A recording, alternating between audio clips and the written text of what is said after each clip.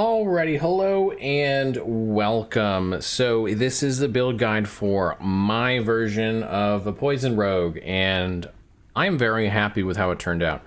I was a little concerned that the Acid Flask would underperform.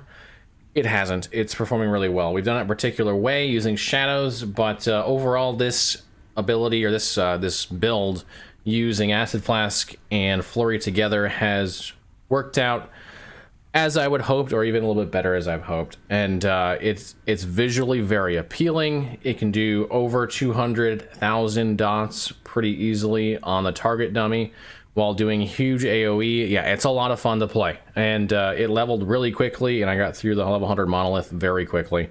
Even streaming it and, you know, kind of goofing off, it still came together very, very quickly. So here's the rundown of this build, positive and negative. It does a lot of AoE damage.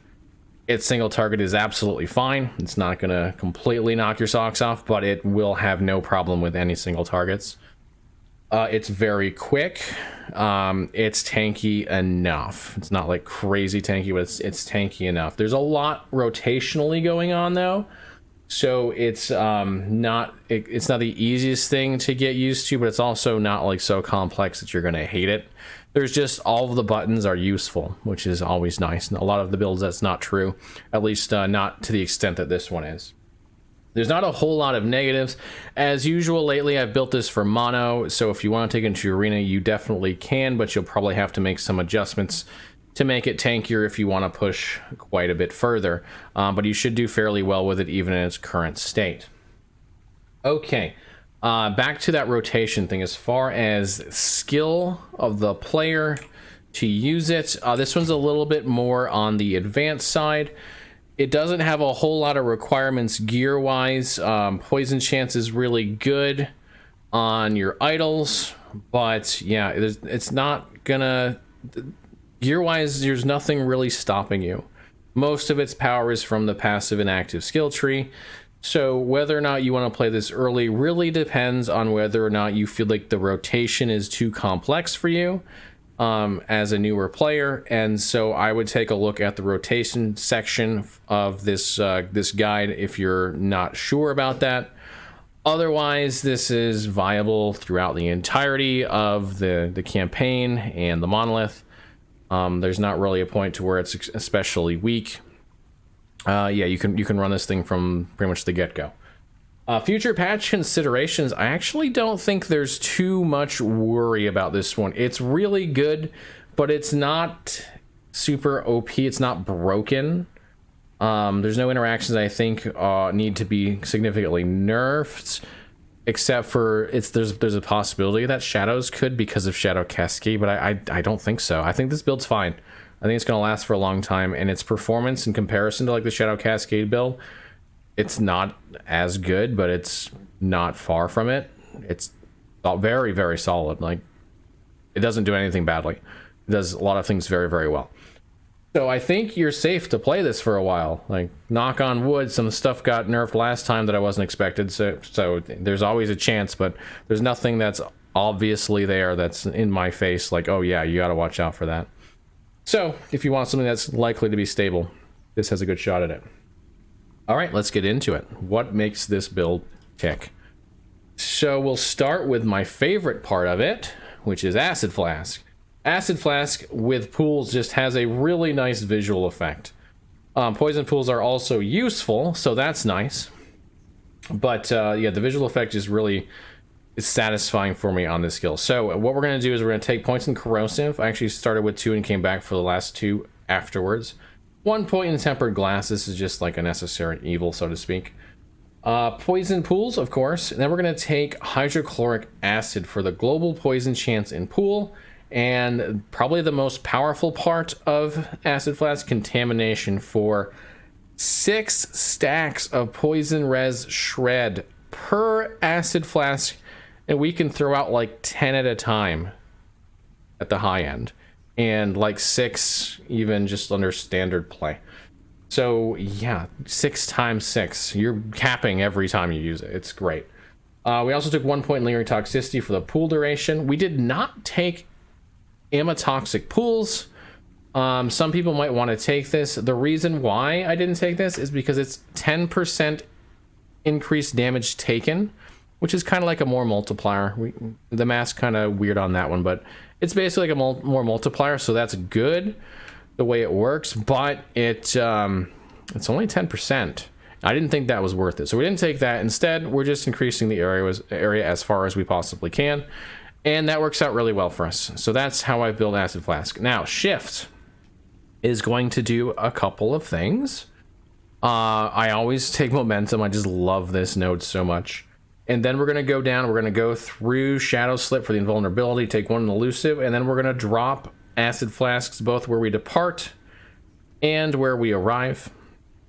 And then we're going to go over and we're going to take Lasting Presence for the Shadow Crate after shifting. This gives us another Acid Flask. By the way, I didn't really point this out specifically. What's happening with the shadows, why we're going to be taking shadows throughout this, is because the shadows can throw Acid Flask. So every shadow you have can throw its own flask when you throw a flask. So the more shadows you have, the more flasks get thrown all at once. So that's why it's so strong.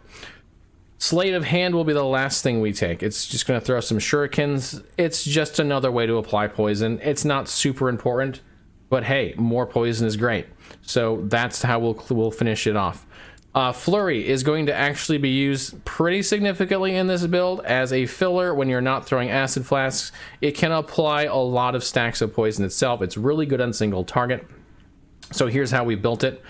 We're going to focus the poison stuff. So we've gotten 1 point here in Relentless. We actually got there through Alacrity. Looking back at this now, I would probably actually remove this because the way I started going this way and then over here and then came here. But now that I have a connector at Deep Strikes, I could actually take that out or take I need Deep Strikes because I got to go this way. So yeah, I could probably take this one out and just put one in Compounding Toxins. So I would recommend doing that. Everything else here though is right. So we go over, we take Adrenaline Rush, 3 points in that, and then Festering Wounds, which gives us 9% poison chance per stack, and we can stack up to 4, so 36%, not bad. Then we're going to take 2 of 4 here in Vile Tactics, which lets us get into Lethal Vector and Compounding Toxin, but actually do this last. Before you do that, go over here, take Deep Strikes, take Precision. Yeah, I know it's crit strike, it sucks, but we have to because we want to get all the way down here. These are all actually not great nodes for us, but Shockwave is actually, this one's okay. Shockwave though is going to allow us to attack from farther away. You're gonna get stunned a lot with Flurry if you attack from his normal range. That's just kind of like how it is. So Force Wave always helps us to get farther from the enemy while still hitting the enemy consistently, so that's why it's here. Trust me, quality of life and just like general survivability, it's a really good thing to do. You can try to go without it though if you want to just try to absolutely get as much poison as possible, but I recommend going Shockwave. And then when you're done that, go down here, take Lethal Vector, and take all 3 points in Compounding Toxin because you're not going to take one on Alacrity, and you've got lots of poison. Okay, next up is Smoke Bomb. Smoke Bomb is going to do, this is actually a recurring theme for my uses of Smoke Bomb. But we're going to go down here, we're going to take the full duration on this, and we're going to take Shadow per second, so that's more Acid Flasks, and then we're going to go over here and we're just going to work our way into Moonlight Bomb, which gives us 3 stacks of Silver Shroud, which is a really good defensive option. And we're also going to go up here, take 1 Enshrouded Darkness and 4 in Rapid Concealment to get more defense through Dusk Shroud. So we got Dusk Shroud, Silver Shroud, and we're creating shadows and lots of defense, but plus some offense in there. Last thing, Decoy. This is kind of a weird looking one, but trust me, this is a really, really good way of doing it. So we're going to start off by going all the way up through here, taking the minimum number of nodes we need to get Grand Diversion, which allows us to throw out 2 extra decoys. That's 3 total decoys that all explode. Spoiler alert or foreshadowing. We're also going to take Shrouded Core, which creates a shadow in place of decoys. Remember that whole thing about shadows throwing out Acid Flask? Yeah, there's 3 more shadows for you right there. Once we've done that, we're going to go all the way down, all the way through here, take the minimum number of nodes we need to get to Acid Fumes, which will replace this Ignite that we have in here with Poison Chance, which is nice, but what's really nice is now every explosion gets turned into an Acid Flask. That's 3 more Acid Flasks that go out every time you use this. And hey, that's 3 more right there. So there's 6 acid flasks just from you. Basically, what you do is you put these out, they explode. There's 3, and then you immediately use acid flask. There's 3 more. Lots of poison damage. Really nice. That's the skills. Let's go into the passives. We'll of course start with a base class. We've got Swift Assassin. I love this one, but the attack speed, even with the physical damage not helping us here, 24% attack speed is awesome. So we're going to take that. Of course, we got dual wield, so we take that. 1 in Guile. Right now, I've only got 1 in Evasion. I could put more into here, but currently I haven't because of the poison needs. And 5 in Agility for the haste on hit chance and the damage per move speed. Then we've got 5 in Sapping Strikes. That's our health / mana from Flurry. We actually do use Flurry quite a bit, so this is pretty powerful. Poison Tipped gives us 80% chance for poison with a dagger, which we do have 2 daggers, so that's good. This is actually something I'm taking later in the build. It's always nice to take later in the build if you're not taking it earlier, because both Dodge and Glancing Blow are really nice. From there, we'll move into Blade Dancer. We're going to take Cloak of Shadows for the GB and the Dexterity. I did jump up here, take Shroud of Dusk, Veil of Night. Since we use Flurry more often on this build, some of my other builds we've decided not to take this, but this one is still pretty good. We're going to take 10 of 10 in Blood Serpent's Blades. That poison chance per equipped dagger, and guess what? We have 2, so it's 100% poison chance right there.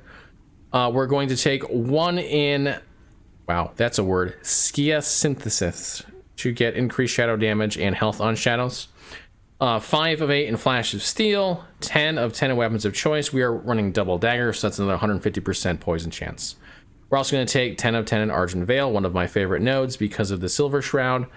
That's applied to you at half health. Guaranteed dodge plus 1,000 ward is great.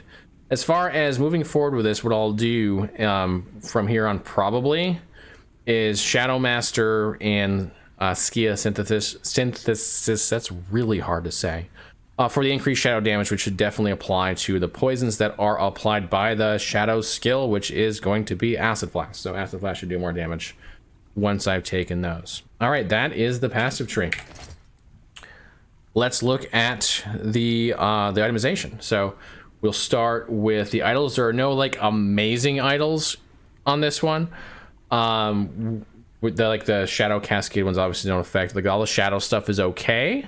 You do increase damage from shadows, but I personally prefer just add more poison chance, more poison damage in here. So I've got 34 per equipped dagger, so that's 72 if my math serves me correctly. I also have 71 dodge hit rating of hit recently. That's nice. The armor shred in this is useless, but the poison chance again is good. We have increased damage wielding a dagger that should affect our poisons, and a chance to poison on hit. And then this one's got more poison damage, and then I've just filled in some damage over time poison stuff here. A lot of flexibility in how you build this, but generally just go for the poison theme. As far as daggers, you want 2 of the chitin daggers, and what you want to have on them: melee attack speed, poison damage, poison on hit, damage over time.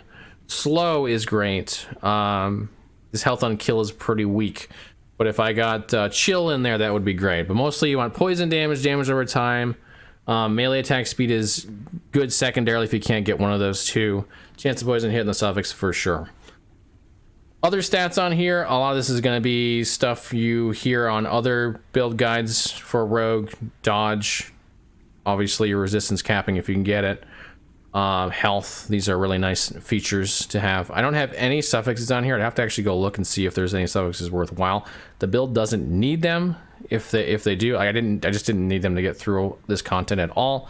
The helmet here is really nice. That 50% increased damage over time is great, and it's actually perfectly rolled on that side. This is a really good helmet. Vitality, dodge, you can see like there's armor on there. Stun avoidance is not great, but it just happens to be on this particular item. Damage over time, if you have room, don't need the defenses, is great. Anywhere else, poison damage as well. Crit avoidance, get that capped. Like this is the standard fare stuff. Move speed on your boots, dodge, health where you can fit it in. Resistances, that's what you're looking for. Crit avoidance, get that capped as well. Yeah, I think that covers all of the itemization there. So that, yeah, should do it. Okay, let's talk about rotation. This one's got a more complex rotation. It is flexible. but depending on how much damage you want to do, how fast you want to go. If you're just running through your models as fast as you can just shift through, put down some poison, get to the end that way. You can also just, you know, toss out another acid flask as you want. As you're shifting, to put out a shadow, so you actually toss 2 in the same spot. That will double it up. When you want to do real damage, I suggest you put out a decoy. Let it go off. It's going to do 3 acid flasks and drop 3 shadows, and then throw one yourself, and there's actually 4 more because you threw one yourself. And so you just put 7 acid flasks on the same enemy in short duration, and you also capped its fizz res, or your, excuse me, not fizz res, your poison res shred on it, so that's great. Also, smoke bomb can also put more shadows out, and then you can throw from there as well. You can just really stack these really quickly. Once all these are applied, then do some flurries on it, and you'll get the damage up very quickly. You can see I was up to like 170 k tick there, so that's going to kill most things extremely quickly. Yeah, what I generally do, this is my tendency though, monoliths I run to the end as long as I can. And then when you do that, then you throw down your decoy, you let it go off, explodes in the area, you throw down your acid flask where you need to, they explode in the area, do a ton of damage. Smoke bomb when you need to, and of course shift around. And flurry when you can. And you'll kill everything very quickly. And it'll probably be a lot of fun. It certainly is for me. That's it. That's really all you need to do. A little bit more complex than some of my rotations, but there's just not a whole lot of really complex rotations in Ellie. It's only ever going to be 5 buttons. So nothing too crazy here. All right, well, I hope you enjoyed this build. This is one of my favorites, of course. That's why I'm making the guide. This is probably my favorite Blade Dancer build so far. As strong as that Sync Strike one is, as fun as it is, this one was a surprise in how enjoyable it is as a playstyle. It's also so visually appealing. One thing I probably should have pointed out in the negative side, I forgot to, this one will kill frames. So bear that in mind in monoliths. If you play it the way I do, you'll probably be at lower frames. It'll look good, but it'll be slow. So yeah, all right. That should cover everything on here. Like I said, I really hope you enjoyed it as much as I do. If you want to watch me make these builds, be a part of that, chat with us. We have a nice community over at Twitch. Feel free to come and join us there. That community also tends to be part of our Discord community, which we talk about all things LE and other games and even other off-topic stuff. Feel free to join us there as well. All right, I hope you enjoy your time in Last Epoch and enjoy your time with Rogue as much as I do. I will see you all again real soon.